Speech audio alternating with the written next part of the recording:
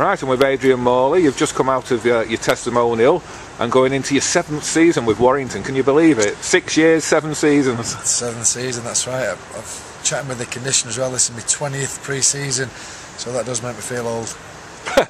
And how's the body holding up? Feels great actually. I had a few problems last year and my form wasn't great, but I think the injuries dictated that my form wasn't great, but the injuries have cleared up now and feeling great. I've been in now a couple of weeks and yeah, chomping at the bit. And you'll have played more games for Warrington than any other club now. That's right, I did it last year. The Challenge Cup final was my 150th game for Warrington. I played 149 for Leeds, so this is the club I've played the most games for. So do you feel an honorary Warringtonian now? I am now, yeah. I think now I've beat my appearance record. I think Warrington's my club now. So there won't be any other clubs after Warrington? No, highly unlikely. This will be. I'll finish my playing days here, I think. Yeah, the Salford and Leeds stories never keep going away, though, do they?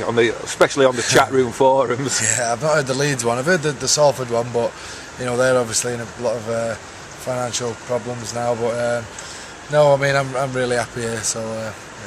As a Salford lad, how sad does it make you feel seeing what Salford have been going through? Yeah, it's really disappointing, but I mean, in the current climate of financial problems everywhere, and a lot of businesses are suffering, and Bradford did it last year, and the Crusaders, and a number of clubs. So, you know, it's not unheard of in rugby league, but it is disappointing when it's so close to home. I think they, you know, they probably made a few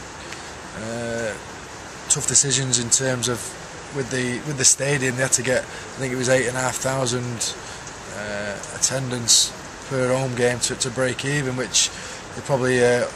You know, it's a bit trying to overachieve there, but I think they're speaking to potential investors, wealthy people, so hopefully they'll get someone involved who can you know, give them a bit of cash and a bit of a leg up. Does it make players realise how lucky they are to be at a club like Warrington when they see what's going on at other clubs like your Salfords and your Bradfords? Yeah, without a doubt. I mean, you know, there's been a few clubs over the years, like Wakefield, you know, players not getting paid on time, that kind of thing. So, you know, we're really lucky. We've got a very healthy club, very vibrant club, and you know, there's no question that the money won't be in the bank at the end of the month. So it does make us feel grateful, and yeah, really, you know, we're really pleased that we've got our own house sorted out. But you know, it's up to the clubs to do that as well. At the start of each season, do you always wonder whether it'll be your last? Yeah, I do, and this is no different. You know, I do feel I've got this year in me. I'm feeling great. Disappointing year for me personally last year. It weren't one of me better years, but as I say, injury problems behind me. I'm hoping to have a big year, and if it's my last, fair enough. Then you know, I want to finish with the bang rather than fizzle out. I mean, it's going to be hard to achieve more than last year, though, isn't it? Because you won at Wembley again. You got to the grand final. You came runners up in the league. It was a great year for the club, yeah, without a doubt. I mean, we was hugely disappointed after the grand final, but if you take a step back and look at it as a whole, it was a fantastic year. You know, one of the most successful, well, probably the most successful year in Super League. But we'll make no, we won't tell you a lie. We want to win the grand final, so that'll be make it a more successful year if we go all the way and take out the title. I mean, as an actual experience, comparing the grand final to Wembley, I know Wembley's always a lot sweeter because you've won there, and it's never nice to lose, but as the actual experience, how do they compare, and which is your favourite? Well, I prefer Wembley only because we won, as you say, but you know, I've played in 3 grand finals at Old Trafford, and it is a great occasion. You know, the fact that the whole season comes down to one game, whoever wins that is classed as champions. You know, there's a lot more riding on the grand final than Wembley. So I'd love to be part of the Warrington team that goes there and wins. I did win it with Bradford, but because I went there all year, I just played the last 6 games. I didn't feel part of that. So I'd love to go with Warrington, but they're very different in terms of the build-up and the actual day. I know I hold the Super League grand final in higher regard than the Challenge Cup final, although you know, the Challenge Cup final is magical and that kind of thing. So they are 2 very different competitions and experiences. But why don't we win both of them? That's to settle the differences. Well, you say both of them. Why not win all 3 of them?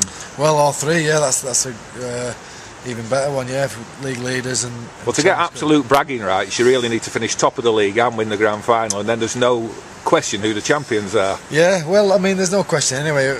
You know, a lot of people said when we did get league leaders in 2011, they said, you know, you're champions, but we wasn't. This rule's been in place since '98. You got to win the grand final to be regarded as champs. We know the rules.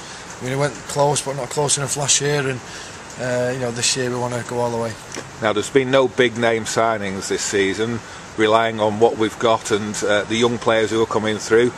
Have you been working with the youngsters, and are there any big names to look out for? Who should the supporters be looking out for this year? I think Benny Cuddy. I know he played a few games last year, but I think he's a tremendous talent.